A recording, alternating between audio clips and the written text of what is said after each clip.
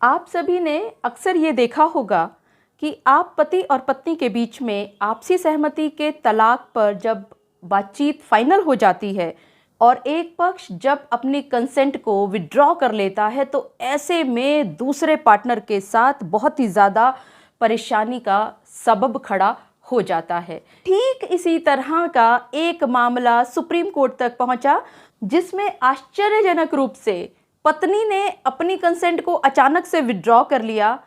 वो ना तो डिस्ट्रिक्ट कोर्ट में अपीयर हुई, ना वो हाई कोर्ट में अपीयर हुई, ना वो सुप्रीम कोर्ट में अपीयर हुई और उसके बाद उसको मुंह की खानी पड़ी। जी हाँ, आप सभी ने बिल्कुल ठीक समझा। आज की इस वीडियो में मैं आप सभी के साथ इन्हीं सब छोटी छोटी बातों पर चर्चा करने वाली हूं कि अगर ऐसी ही स्थिति आपके साथ भी आन पड़े तो आप क्या कीजिएगा। मैं एडवोकेट मोहिनी मोना आप सभी का पुनः स्वागत करती हूं और आप सभी देख रहे हैं अपना पसंदीदा चैनल मोहिनी मोना एडवोकेट। अगर आपने मेरे इस चैनल को अभी तक सब्सक्राइब ना किया हो या मेरे इस चैनल के लिए नए हैं तो इसको जल्दी से जल्दी सब्सक्राइब कर दीजिएगा, ताकि आपको इसी तरह के लीगल इन्फॉर्मेटिव वीडियोज़ की नोटिफिकेशन सबसे पहले मिल सके। अब देखिए, ये केस पहुंचा तो सुप्रीम कोर्ट तक और इसके अंदर डिस्ट्रिक्ट कोर्ट से लेकर के सुप्रीम कोर्ट तक सिर्फ इसी मुद्दे पर बहस हुई कि क्या इस पत्नी ने जो अचानक से अपना कंसेंट यानी कि अपनी जो इच्छा उसने पहले दी थी आपसी सहमति के तलाक के लिए, उसको जब उसने वापस ले लिया तो क्या दूसरे पक्ष को तलाक मिल पाएगा। इस केस के टाइटल है AVGV Ramu versus ASR Bharti. और यहाँ पर आप सभी को ये बताना भी ज़रूरी होगा कि इस पति और पत्नी ने एक म्यूचुअल कंसेंट के तलाक के लिए सेक्शन 13B के अंतर्गत एक एप्लीकेशन दी थी तेलंगाना डिस्ट्रिक्ट कोर्ट में, और इस तेलंगाना डिस्ट्रिक्ट कोर्ट ने इस म्यूचुअल कंसेंट के तलाक को डिसमिस कर दिया था। और इसी डिसमिसल ऑर्डर के अगेंस्ट इस पति ने आंध्र प्रदेश हाई कोर्ट में एक अपील फाइल की गई थी और वो अपील भी डिसमिस कर दी गई थी हाई कोर्ट के द्वारा। और आखिरकार ये पति परेशान होकर के पहुंचे सुप्रीम कोर्ट में। इस केस को समझने के लिए सबसे पहले कुछ फैक्ट्स पर नज़र दौड़ा लेते हैं। सुप्रीम कोर्ट में जो अपीलेंट पहुंचे वो हस्बैंड हैं और जो रिस्पोंडेंट हैं वो वाइफ हैं। इन दोनों का ये दूसरा विवाह था और जिस समय पर इन दोनों की शादी हुई थी उस समय पर इस पति जो कि अपीलेंट है सुप्रीम कोर्ट में, उनके पास 7 वर्ष की एक सुपुत्री थी पहली पत्नी से, जबकि जो ये रिस्पोंडेंट हैं पत्नी, उनका कोई भी बच्चा ना तो उनकी पहली शादी से हुआ था और ना ही इस शादी से। इन दोनों पति पत्नी की शादी 11 अगस्त 2013 को संपन्न हुई थी, लेकिन शादी के कुछ समय के बाद ही इतने ज़्यादा इनके बीच में डिफरेंसेस आ गए थे कि इनका एक साथ रहना दुभर हो गया था। और जब इन दोनों के बीच में साथ रहने का एक भी कारण नहीं बचा तो आखिरकार इन दोनों पति पत्नी ने परेशान होकर के एक MOU को साइन किया 30/12/2014 को। आप सभी को यहाँ पर मैं एक बात ज़रूर बताना चाहूँगी कि मैं अपने पिछले बहुत सारे वीडियोस में बार बार MOU बनाने पर जोर देती आ रही हूँ और ज़्यादातर लोग इस बात को बहुत ही हल्के में लिया करते हैं। उनको ये लगता है MOU बनाना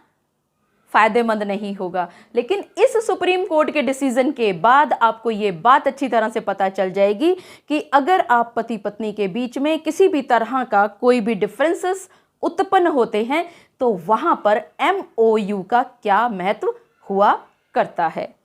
इस MOU में 2 बातों पर बहुत ज़्यादा एम्फेसिस यानी कि जोर दिया गया। पहला तो ये कि इन दोनों पति और पत्नी की जो शादी 11 अगस्त 2013 को हुई थी, इस शादी को इन्होंने ख़त्म करने का निर्णय लिया, यानी कि डिसॉल्यूशन ऑफ मैरिज के लिए ये दोनों पति पत्नी तैयार हो गए। और इसके साथ साथ इन दोनों ने इस MOU के तहत एक और बड़ी शर्त को लिखा कि इस आपसी सहमति के द्वारा ये दोनों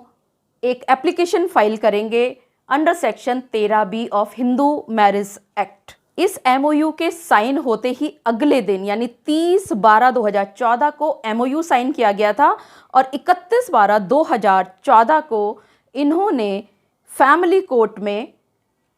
13B की एप्लीकेशन को लगा दिया। इस एप्लीकेशन के लगने के बाद 6 जुलाई 2015 की डेट पड़ी। पत्नी ने यानी कि जो रिस्पोंडेंट है सुप्रीम कोर्ट में, उन्होंने आना गवारा नहीं समझा। उसके बाद 7 जुलाई 2015 की तारीख पड़ी और उसके बाद 12 सितंबर 2015 की तारीख पड़ी। लेकिन इन तीनों तारीखों में से किसी भी एक तारीख पर इस पत्नी ने आना गवारा नहीं समझा और आखिरकार 14/9/2005 को जब जज साहब ने ये देखा कि इन दोनों के बीच में जो 6 महीने का कूलिंग पीरियड होता है वो पीरियड भी इवन ख़त्म हो चुका है, तो जज साहब ने इस पिटीशन को डिसमिस कर दिया। और इस पिटीशन के डिसमिस होने के बाद पति बहुत ज़्यादा परेशान हुए और उन्होंने रुख किया आंध्र प्रदेश हाई कोर्ट का और वहाँ पर उन्होंने सेक्शन 28 के अंतर्गत एक अपील को दायर कर दिया। इस अपील का नोटिस जब इस रिस्पोंडेंट यानी इस पत्नी को पहुंचा तो पत्नी तो हाई कोर्ट में नहीं पहुंची, लेकिन आंध्र प्रदेश हाई कोर्ट में जब इस पत्नी के वकील पहुंचे तो उन्होंने वहां पर कहा कि इस पत्नी ने यानी जो रिस्पोंडेंट है सुप्रीम कोर्ट में, उन्होंने अपनी इच्छा अपनी कंसेंट कभी भी नहीं दी। और आखिरकार आंध्र प्रदेश हाई कोर्ट ने भी इस पति की इस अपील को डिसमिस कर दिया और यही आंध्र प्रदेश हाई कोर्ट का डिसमिसल ऑर्डर एक बड़ी वजह बना इस पति के लिए for filing of appeal by way of special leave. जब ये अपील सुप्रीम कोर्ट में फाइल की गई तो सुप्रीम कोर्ट ने इस पत्नी को, जो कि रिस्पोंडेंट है यहाँ पर, उनको नोटिस ऑफ अपील इशू किए। इस नोटिस ऑफ अपील की सर्विस होने के बावजूद और बहुत सारी डेट्स होने के बाद भी कोई भी इस कोर्ट में नहीं पहुंचा। सुप्रीम कोर्ट ऑफ इंडिया ने इस पति, जो कि यहाँ पर पिटीशनर हैं,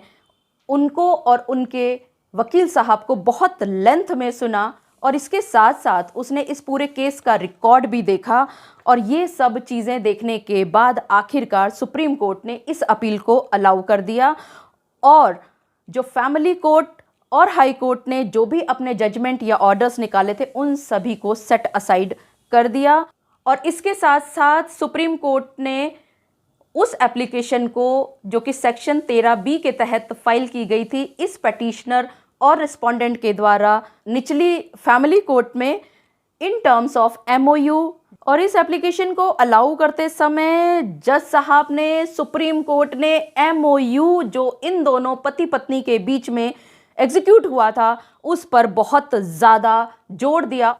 और इस ज़बरदस्त फैसले को सुनाते हुए सुप्रीम कोर्ट ने संविधान की आर्टिकल 142 का वर्णन किया और साथ ही साथ कुछ रीजंस ज़रूर बताए कि आखिरकार वो इस फैसले पर क्यों पहुंचे हैं और क्यों उन्होंने इन दोनों की शादी को डिसॉल्व करने का ऑर्डर सुनाया। सुप्रीम कोर्ट ने इस फैसले को सुनाते हुए जो सबसे ज़्यादा जोर दिया वो इस MOU या एग्रीमेंट के ऊपर दिया, जो कि साइन किया गया था 30/12/2014 को। और दूसरा बड़ा कारण जो सुप्रीम कोर्ट ने इस अपील को अलाउ करने के लिए बताया कि ये जो एग्रीमेंट या MOU बनाया गया था इस पति और पत्नी के बीच में, इसमें दोनों के सिग्नेचर्स मौजूद हैं। तीसरा बड़ा कारण जो सुप्रीम कोर्ट ने बताया कि रिस्पोंडेंट यानी कि ये जो पत्नी हैं, इन्होंने कभी भी जो इन्होंने MOU पर सिग्नेचर्स किए हैं उसको कभी भी डिनाई नहीं किया, ना ही इसके एग्जीक्यूशन के बारे में यानी कि ये कब एग्जीक्यूट हुआ या नहीं हुआ इसके बारे में उन्होंने कभी मना नहीं किया, और ना ही जितने भी जो कंटेंट्स थे उसके बारे में इस रिस्पोंडेंट ने, इस पत्नी ने कभी भी नहीं मना किया। चौथा बड़ा कारण, ये जो MOU बनाया गया था, इस MOU में जो दूसरी मुख्य शर्त लिखी गई थी कि एक एप्लीकेशन फाइल की जाएगी इस पति और पत्नी के द्वारा सेक्शन 13B के तहत म्यूचुअल कंसेंट से तलाक लेने के लिए, यानी कि डिसोल्यूशन ऑफ मैरिज के लिए, उसको भी दोनों पक्ष ने यानी कि पति ने भी और पत्नी ने भी, दोनों ने साइन किया था। पांचवा बड़ा कारण कि जब वेविंग ऑफ पीरियड चल रहा था 6 महीने का, तो उस समय भी रिस्पोंडेंट यानी इस पत्नी ने कभी भी कोर्ट में आकर के ये नहीं कहा कि उन्होंने इस एमओयू को बनाने के लिए या इस तलाक के लिए अपनी सहमति देने के लिए नहीं कहा, और अगर कहा तो उन्होंने कभी भी अपनी कंसेंट यानी अपनी इच्छा को वापस नहीं लिया। छठा बड़ा कारण कि हाई कोर्ट में जब अपील की नोटिस इनके पास पहुंचा तो ये हाई कोर्ट में नहीं पहुंची और ना ही इन्होंने कोई एफिडेविट फाइल किया। सिर्फ और सिर्फ इन्होंने अपने एक वकील को हाई कोर्ट में भेज दिया। सातवां बड़ा कारण जो सुप्रीम कोर्ट ने इस फैसले को सुनाते हुए दिया कि ये दोनों पक्ष यानी कि ये पति और पत्नी पिछले 4 साल से अलग रह रहे हैं, और क्योंकि ये दोनों पिछले 4 साल से अलग रह रहे हैं और ये बहुत आराम से सोचा जा सकता है कि इन दोनों के बीच में अब शादी बची ही नहीं है। और जब सुप्रीम कोर्ट ने यहाँ पर पटिशनर से ये पूछा कि क्या अब वो इस शादी को बचाना चाहते हैं, इस शादी को लीड करना चाहते हैं, तो यहाँ पर अपीलेंट ने भी और उनके एडवोकेट ने भी मना कर दिया कि अब वो इस शादी को आगे चलाने में इच्छुक नहीं हैं। और आठवां बड़ा कारण जो सुप्रीम कोर्ट ने इस अपील को अलाउ करने का एक बड़ा कारण बताया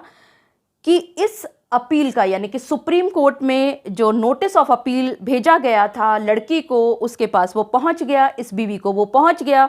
इस पत्नी के पास ये नोटिस पहुंचने के बाद भी वो किसी भी तारीख पर नहीं पहुंची सुप्रीम कोर्ट में, ना ही उन्होंने कोई लेटर भेजा, ना ही कोई इस तरह का कोई एफिडेविट आया, ना कोई एप्लीकेशन आई, और साथ ही साथ इस तरह की कोई भी रिटन रिक्वेस्ट सुप्रीम कोर्ट के सामने नहीं पहुंची जो कि वो ये बता रही थी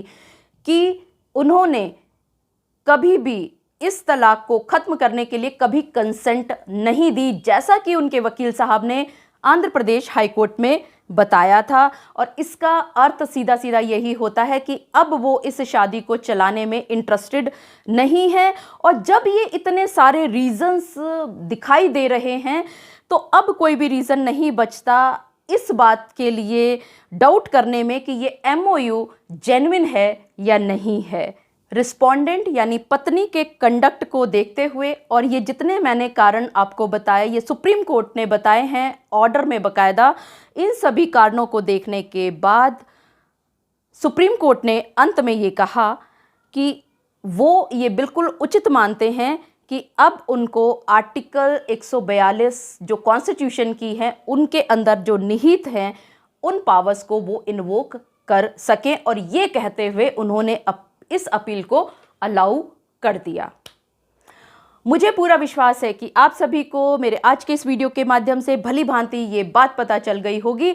कि बहुत सारी पत्नियां ये सोचती हैं कि वो एमओयू साइन कर लें, उसके बाद वो पैसे ले लें और उसके बाद वो पीछे हट जाएं और पति को ना तो तलाक मिले, उसके हाथ से पैसे भी गए। तो अब ये स्थिति नहीं आने वाली।